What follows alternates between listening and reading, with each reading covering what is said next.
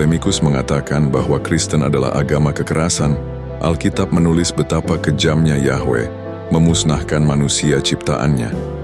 Di Perjanjian Lama, kita membaca tentang perang, penghukuman, bahkan pembantaian. Pertanyaannya pun muncul, bagaimana bisa Tuhan yang penuh kasih memerintahkan kekerasan? Mari kita baca beberapa contoh ayat Alkitab yang menjelaskan hal itu. 1 Samuel 15 ayat 3. Jadi pergilah sekarang, kalahkanlah Amalek, dan tumpaslah segala yang ada padanya. Janganlah ada belas kasihan. Bunuhlah semuanya, laki-laki maupun perempuan, anak-anak maupun bayi, lembu maupun domba, unta maupun keledai. Ayat ini sering dianggap paling mengganggu karena memuat perintah Allah untuk membinasakan seluruh bangsa Amalek, termasuk anak-anak dan hewan. Penjelasan ringkas, Amalek adalah bangsa brutal yang menyerang Israel dari belakang saat mereka lemah. Ulangan 25 ayat 17-19. Mereka menolak pertobatan selama ratusan tahun. Perintah pemusnahan adalah penghakiman ilahi atas kejahatan kolektif yang terus-menerus, bukan kebencian buta. Ulangan 20 ayat 16-18. Tetapi dari kota-kota bangsa-bangsa ini yang diberikan Tuhan, Allahmu kepadamu menjadi milik pusaka, janganlah kau biarkan hidup sesuatu pun yang bernafas, supaya mereka jangan mengajarkan kamu melakukan segala kekejian yang mereka lakukan bagi Allah mereka. Di sini, Allah memerintahkan penumpasan total atas bangsa-bangsa tertentu agar Israel tidak terpengaruh oleh penyembahan berhala. Penjelasan ringkas, ini bukan genosida sembarangan. Bangsa-bangsa ini menyembah berhala dengan praktik mengorbankan anak, seks ritual, dan kekejian lainnya. Allah menunggu ratusan tahun, Kejadian 15:16, sebelum menghakimi mereka. Ini adalah tindakan kudus untuk menjaga Israel dari kerusakan moral total. Yosua 6 ayat 21, penyerbuan ke Yeriko. Mereka menumpas dengan mata pedang segala sesuatu yang ada di kota itu, laki-laki dan perempuan, muda dan tua, sampai lembu, domba dan keledai.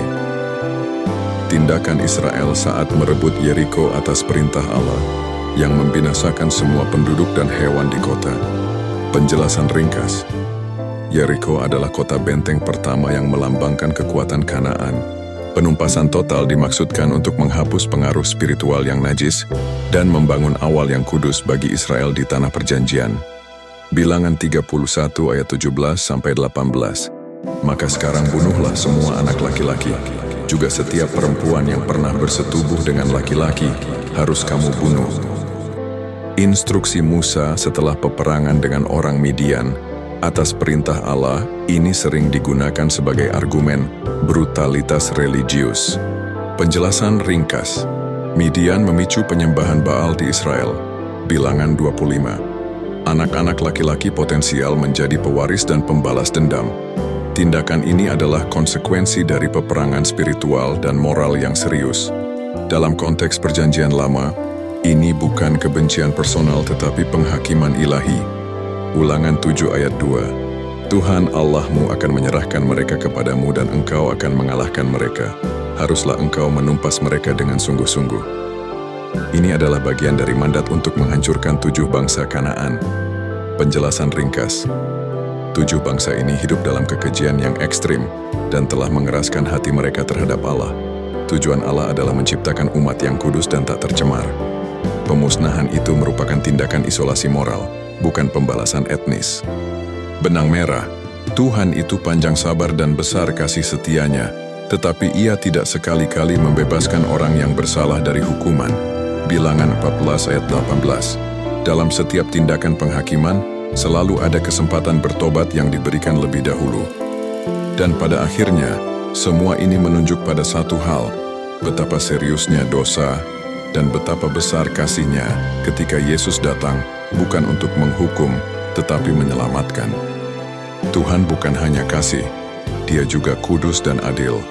Dan dalam keadilan-Nya, Dia tidak bisa membiarkan kejahatan terus berlangsung. Bangsa-bangsa di Kanaan saat itu mempersembahkan anak-anak mereka sebagai korban, menyembah berhala, dan melakukan kekejian tanpa pertobatan. Tuhan menunggu ratusan tahun, memberi kesempatan untuk bertobat, Tapi ketika hati mereka tetap keras, datanglah penghakiman. Kitab Ulangan 9 ayat 5 Yahweh berfirman, "Bukan karena kebenaranmu atau karena ketulusan hatimu, engkau masuk untuk memiliki negeri mereka, melainkan karena kefasikan bangsa-bangsa itulah Tuhan Allahmu menghalau mereka dari hadapanmu." Namun di balik kekerasan itu, ada benih keselamatan, karena dari garis Israel, lahirlah Sang Juru Selamat. Dan Yesus datang bukan untuk menghancurkan, tapi untuk menyelamatkan, seperti yang tertulis dalam Yohanes 3 ayat 17. Sebab Allah mengutus anaknya ke dalam dunia, bukan untuk menghakimi dunia, melainkan untuk menyelamatkannya oleh Dia. Perjanjian Lama adalah cermin betapa seriusnya dosa, dan Perjanjian Baru adalah cermin betapa besar kasih-Nya.